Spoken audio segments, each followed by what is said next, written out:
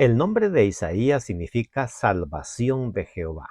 Era un hombre muy joven de linaje real, quien estaba dispuesto y que fue llamado por Dios para dar un mensaje de salvación a una nación que se estaba perdiendo.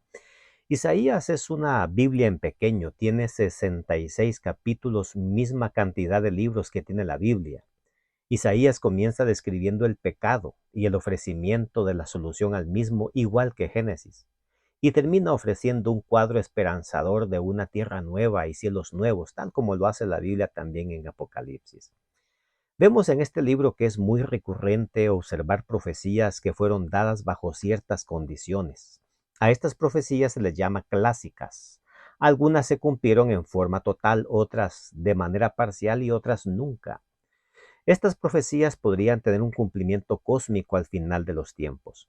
Como dijo Fant, la obediencia y la desobediencia fueron elementos claves en estas profecías condicionales, así como lo eran la rebelión y también el arrepentimiento. Un relato útil para ilustrar las profecías condicionales fue aquella de Jonás cuando fue a predicar a Nínive.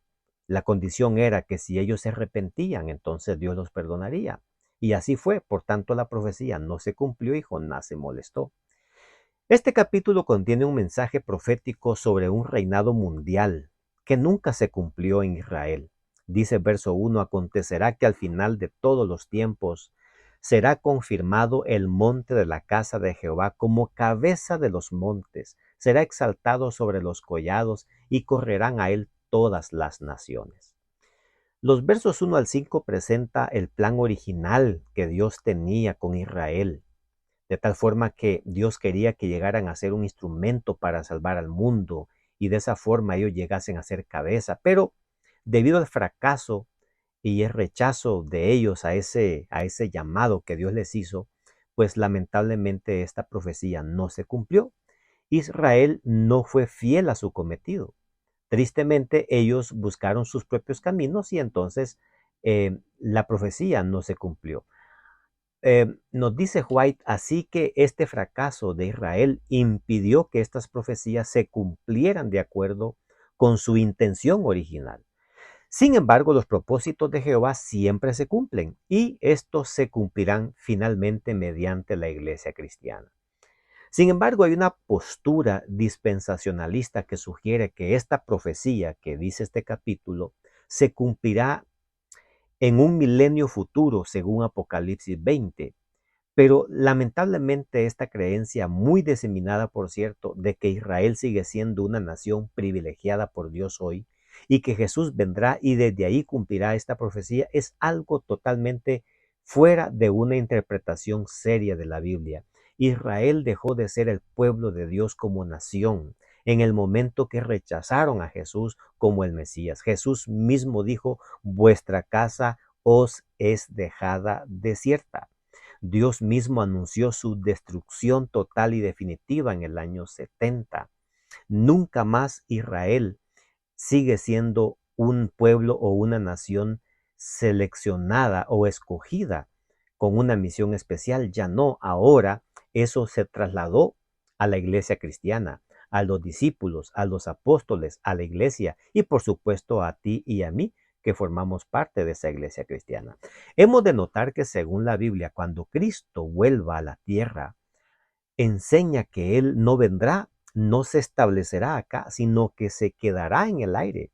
Y entonces desde el aire llamará a los muertos en Cristo para que resuciten y estos se irán juntamente con los justos vivos al cielo, dice Pablo en Primera de Tesalonicenses 4.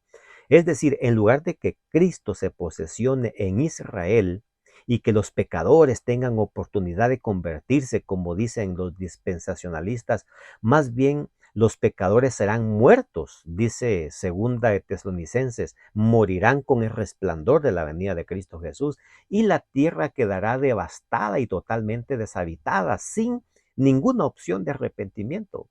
El momento de arrepentimiento es ahora. Ahora estamos en el tiempo de ir a Dios, de resolver nuestra situación con Dios. La idea de que habrá un tiempo de preparación y de oportunidad de arrepentimiento futuro en un milenio futuro es una trampa totalmente diabólica para evitar que ahora, cuando todos tenemos una época de preparación necesaria, sea desperdiciada por todos los pecadores.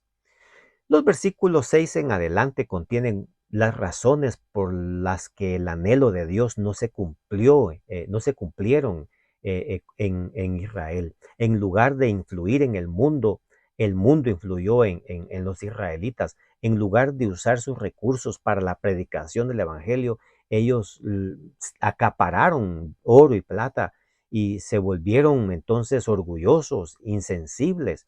Las posesiones terrenales se convirtieron en una trampa para ellos y de esa manera, en su soberbia, ellos abandonaron a Dios. Y en lugar de ayudar a eliminar la idolatría, ellos terminaron absorbiendo dicha idolatría y fue así como en lugar de cambiar al mundo, el mundo los cambió a ellos. Pero todos los planes de Dios siempre se cumplen tarde o temprano. Y este deseo divino de establecer un reino universal para todos, un reino eterno, por supuesto que sucederá, pero no como lo anuncian muchos. Ocurrirá después del milenio, cuando Dios erradique para siempre el pecado. Apocalipsis 21 y 22 nos hablan de que los redimidos entonces vivirán para siempre en un mundo nuevo, porque Dios hará de este mundo un mundo totalmente nuevo. Ahí la altivez del hombre será abatida, dice el verso 17 de este capítulo, y acabará por completo Dios con todos los ídolos. Ahí Satanás, el pecado, la muerte, todo será destruido para siempre y el que persevera hasta el fin, solamente ese será salvo. Te invito para que juntos continuemos estudiando la palabra de Dios con oración y así comprenderemos los planes que Dios tiene para nosotros en estos días.